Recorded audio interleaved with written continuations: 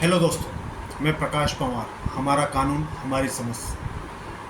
हमने पिछली बार देखा था कि वसीयत क्या है, क्यों की जाती है और क्यों करना चाहिए और क्यों वसीयत की आवश्यकता होती है। इस विषय को हमने समझा था और हमने ये पाया था कि वसीयत प्रभावशील तब होगी जब आदमी नहीं रहेगा। आदमी के रहते हुए वसीयत एक तरह से शून्य है, कोई मतलब नहीं है। वसीयत कई बार की जा सकती है, इसलिए जब तक व्यक्ति जीवित है तब तक वसीयत का कोई महत्व नहीं होता है। लेकिन वसीयत तब प्रभावशील हो जाती जब आदमी न रहे। अब कई बार ऐसी परिस्थिति हो जाती है कि आदमी अपने जीवन काल में चाहता है कि मेरे जीवन रहते हुए मेरे सामने, नज़रों के सामने कोई काम हो जाए, लेकिन वो खुद करने में असमर्थ होता है।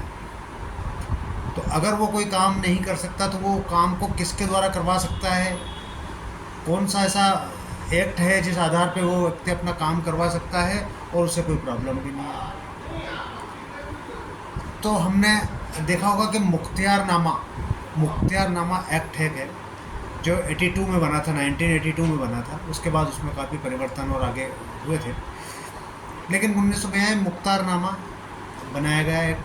मुख्तारनामा एक्ट के अंतर्गत कुछ ऐसी व्यवस्थाएं दी गई कि व्यक्ति अपने जीवित रहते हुए अपनी नज़रों के सामने जो खुद नहीं करवा सकता वो किसी और व्यक्ति से कार्य करवा सकता है। वह किसी और के नाम पे अपना अधिकार पत्र जारी कर सकता है। मुख्तियारनामा किस प्रकार का होगा, किन किन बातों का उसमें उल्लेख किया जा सकता है, यह विषय हम इसको आगे बढ़ेंगे तो हम आपको बताएंगे कि मुख्तियारनामा में किस पर और मुख्तियारनामा कितने प्रकार का होता है और मुख्तियारनामा किसको किया जा सकता है। मुख्तियारनामा में सामान्य रूप से क्या न्याय शुल्क होता है, क्या वो नोटराइज के थ्रू बन सकता है या रजिस्टर्ड करवाना पड़ता है, और उसमें किन बातों का, किन शर्तों का ध्यान रखा जाता है और कौन उसको कर सकता है। इस विषय को हम आगे कंटिन्यू इसको देखेंगे।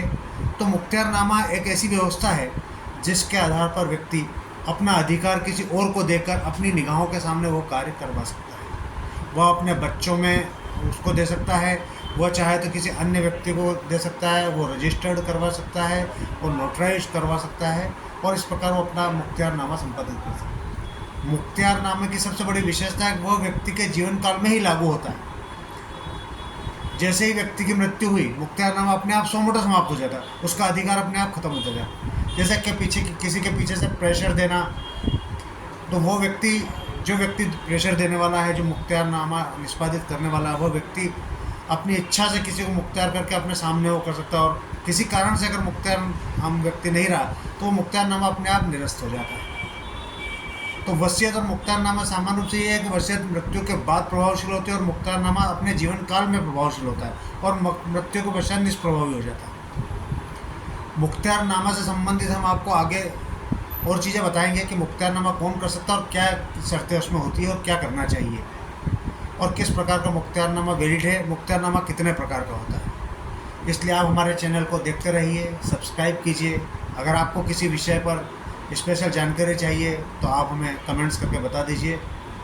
वापस आपसे मुलाकात होगी।